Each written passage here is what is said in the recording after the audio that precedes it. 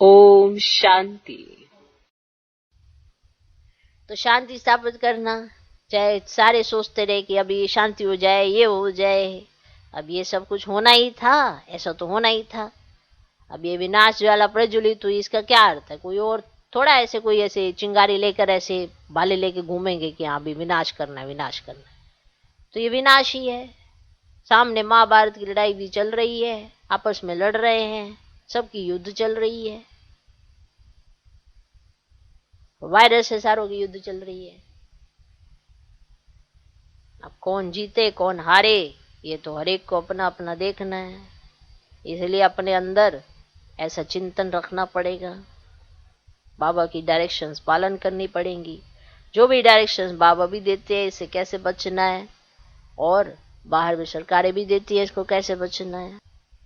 तो एक तो जितने भी है हर आत्मा है, चलो जिनके पास आई बीमारी उनको तो देखो हिला रही है, जो भी कर रही है। जो बीमारी को भी जानते नहीं है, परिचित नहीं है, वो व्यर्थ में ही जाते रहते हैं। वो उनका व्यर्थ से ही खाता अपना चलता रहता है, खराब होता रहता है, और वो अपना समय व्यर्थ में ही गवाते रहते हैं। ऐसी आत्माएं क्या मन समय नहीं देखती। समय भी तो देखो ना, कौन सा समय आया है, ये समय क्या समझा रहा है? ये समय समझा रहा है बाबा को याद करो और अपना समय सफल करो। ये समय समझा रहा है। इस समय बाबा नहीं समझा रहा है, क्योंकि डायरेक्ट तो बाबा आ नहीं रहा है, तो बाबा नहीं समझा रहा है इस समय। ये तो मुरलिया भी समझा रही है और समय भी बता रहा है कि इस समय तुम्हें क्या करना चाहिए। हर घड़ी अपना पुरुषार्थ करे और व्यर्थ से खुद को मुक्त करे। व्यर्थ नहीं चलना चाहिए इस समय। ये समय की डिमांड है कि इस समय व्यर्थ नहीं होना चाहिए, क्योंकि आप ब्राह्मण आत्माओं के संकल्पों से देखो, प्रकृति को सकाश मिलेगी, व्यक्ति को सकाश मिलेगी। कितने रोगी, दुखी, परेशान, हर घर घर में कोई ना कोई ऐसी आत्मा है, किसी न किसी को किसी ने खोया। लेकिन अभी हमारा कर्तव्य क्या? अपने कर्तव्यों को जगाओ। सेना में कितने सेनानी अपना उस पे, उनके घरों में कितना कुछ हो रहा होता है, लेकिन वो तो सेना में ही रहते हैं ना। उनको मालूम है कि अभी हमारा कर्तव्य क्या है। अभी हमारा कर्तव्य घर के बारे में नहीं, देश के बारे में सोचने का है। तो ऐसे ही रूहानी सेना को, रूहानी मिलिट्री को भी होना चाहिए। अपने घर के या अपने बारे में पर्सनल नहीं, पूरे विश्व के बारे में सोचना चाहिए।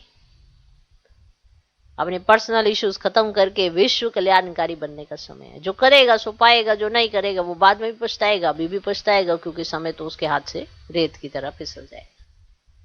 जो ये सोचेगा बाबा बाबा बाबा बाबा बाबा, क्या बाबा ने तो इतने वर्षों से समझा ही है और वो समझा ही रहे हैं, आज भी मुरलियों के द्वारा समझाते हैं। देखो कैसे आराम से बाबा ने सृष्टि चक्र के आदि मध्य अंत का, 3 सेनाओं का, शांति स्थापन का ये पॉइंट्स क्लियर कर दिए हैं।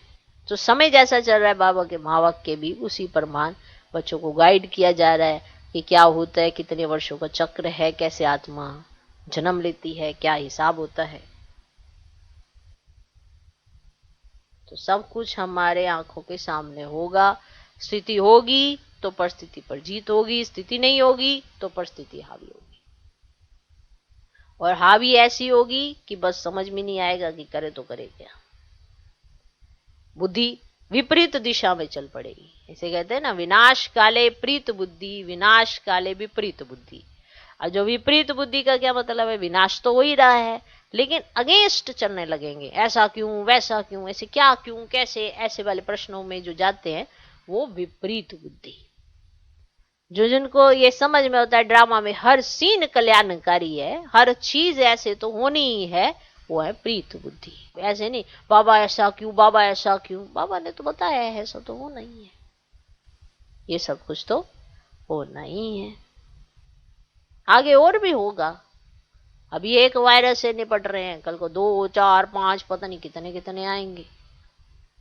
ये तो अपनी स्थिति बनानी पड़ेगी ना, कि सारे वायरस हो, बाहर का प्रॉब्लम हो, बाहर की परेशानियां हो। अभी तो वायरस है तो सब एकजुटता हो गया है, ठीक है। फिर कल को क्या होगा? वायरस अभी अंदर का वायरस है, फिर बाहर का वायरस आएगा, सबके अंदरों से द्वेष बाहर निकलेगा, तो फिर वो वाले भी होंगे, वो भी युद्ध चलेगा, उसमें भी सारे अपना है। तो अभी ये समय अंदर ही रहने का, कब किसका कहाँ पे वो हो जाए कुछ पता ही नहीं, बस अंदर ही रहना, अंदर ही रहना है। कोई सोचेगा कितने वर्ष चलेगा, कितने समय चलेगा, हर एक की अपने अपने स्थिति पर निर्भर करता है। आपको बस इतना पता होना चाहिए कि बाबा ने हमें क्या समझाया है, क्या पढ़ाया है, क्या सिखाया है। कोई कहीं जा पा रहा है, कोई कहीं नहीं जा पा रहा है। कोई मंदिरों में जा पा रहा है, सारे मंदिर बंद है, सारे गुरुद्वारे बंद है। वैसे तो नहीं खुले हुए ना कि हाँ भी होलसेल में जा रहे हो, सब कुछ बंद ही है। बाबा के घर भी बाबा ने डायरेक्शंस दिए हैं कि बंद रखो, भीड़ नहीं करनी है। जीवन है तो उसके आधार पर तो पुरुषार्थ है ना, तो जीवन ही खत्म हो जाएगा तो पुरुषार्थ क्या करेंगे। तो बाबा ने पूरी समझ दी है और ये सब सारी बातें समझने की हैं। जिसको जितनी समझ में आ जाती है उसको क्लियर हो जाता है कि बाबा क्या कह रहे हैं। वरना प्रश्न प्रश्न प्रश्न, और प्रश्न होते रहते हैं, प्रसन्न चित्त रह नहीं पाते हैं। और जहाँ प्रसन्न चित्त नहीं होंगे, प्रश्न ही होंगे, तो स्थिति क्या बनेगी, तो मूंझ जाएगा और आश्चर्यवत भागंती हो जाएगा। कोई भी जादू टूना दिखाएगा उसके पीछे वो लेगा, तो थोड़ा सा कोई जादू दिखाएगा उसके पीछे। भगवान जादू नहीं दिखाता है, भगवान सबको जादूगर बना देता है। वो खुद बैठ के जादू नहीं दिखाता है, वो सबको बना देता है जादूगर। लो तुम भी बन जाओ, तुम भी बन जाओ। ये भगवान का दिल है। जैसे कहता है जो कला उसके हाथ में है वो अपने बच्चों को सारों को सिखा देता है। इसलिए हम 16 कला संपूर्ण बनते हैं। उसने ऐसा नहीं किया कि मेरे पास ये कला है तो मेरे पास ही रहे, उसने सारे बच्चों को सिखा दिया है।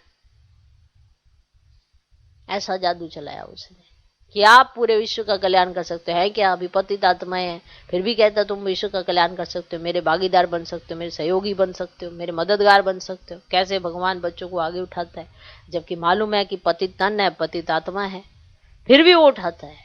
ये देखना चाहिए। अच्छा, ओम शांति।